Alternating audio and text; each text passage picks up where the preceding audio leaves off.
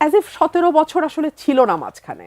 এখান থেকে কোনো কিছু শিখবার নাই, বুঝবার নাই, জানবার নাই। 5ই অগাস্টের কারণ অন্বেষণ করে সেখান থেকে কিছু শিখবার কোনো তাগিদ আমি আসলে এই নতুন সরকারে দেখছি না। ঠিক শেখ হাসিনা যা করেছেন, তারেক সাহেব যদি ঠিক তাই করেন, তাহলে ওনার জন্য শেখ হাসিনা তো 15 বছর পেরেছেন, উনি 5 বছর পারবেন কিনা আমি জানি না। আমি এখন আগের চেয়ে অনেক বেশি, আমি বলবো, স্বাধীন তো বটেই, সেই সঙ্গে প্রাজ্ঞ এবং অভিজ্ঞও তো বটে। এর আগে আপনি বিএনপি দলীয় সংসদ সদস্য ছিলেন, এবার স্বতন্ত্র সংসদ সদস্য হয়েছেন। পার্থক্য কি আসলে? মানে এখন কি একটা দলের সংসদ সদস্য থেকে একটু বেশি স্বাধীন মনে হয়? পার্থক্য অনেক। আগে আমি হয়েছিলাম সংরক্ষিত নারী আসনে, এবং সংরক্ষিত নারী আসনের উদ্দেশ্য বা লক্ষ্য হচ্ছে পরবর্তীতে যাতে তিনি নির্বাচিত জনপ্রতিনিধি হতে পারেন, সেজন্য তাকে প্রস্তুত করা। আমি জানি না এই আসনটিকে অতীতে কোনো নারী সংসদ সদস্য ঠিক তার লক্ষ্য উদ্দেশ্য অনুযায়ী ব্যবহার করেছেন কিনা, কিন্তু আমি করেছিলাম। আমি আমার সীমিত বরাদ্দের প্রতিটি পয়সা আমার এলাকায়, এলাকার মানুষের কাছে, এলাকার রাস্তাঘাটে আমি ব্যয় করেছি। সো সে কারণে আমার একটা প্রবল জনমত এলাকায় তৈরি হয়েছে, এবং সেটারই ফলস্বরূপ আমি যখন এবার স্বতন্ত্র নির্বাচন করলাম, আমি প্রায় 40,000 ভোটের ব্যবধানে আমি জয়লাভ করি। এবং কিছু ইররেগুলারিটিস যদি ইলেকশনে না হতো, এই ব্যবধান আমার ধারণা আরও অনেক বেশি হতো।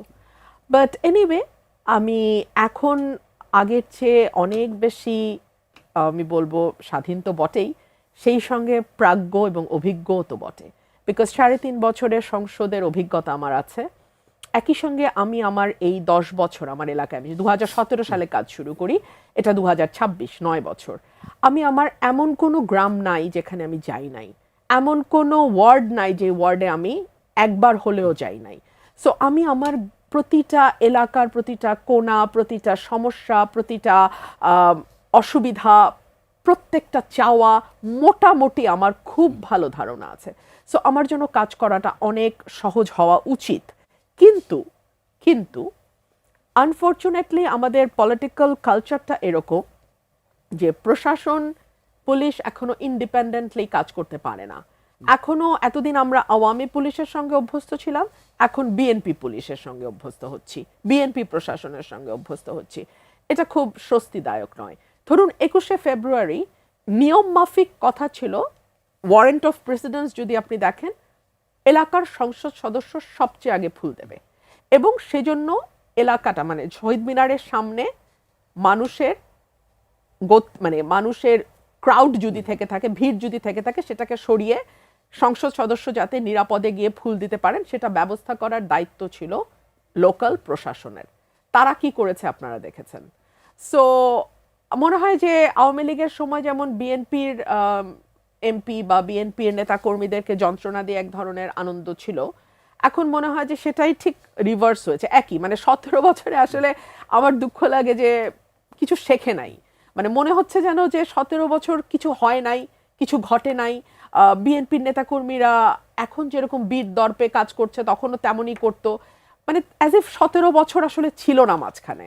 এখান থেকে কোনো কিছু শিখবার নাই, বুঝবার নাই, জানবার নাই। 5ই অগাস্টের কারণ অন্বেষণ করে সেখান থেকে কিছু শিখবার কোনো তাগিদ আমি আসলে এই নতুন সরকারে দেখছি না। সো আনফরচুনেট, খারাপ লাগে। আমার এক সময়কার দল।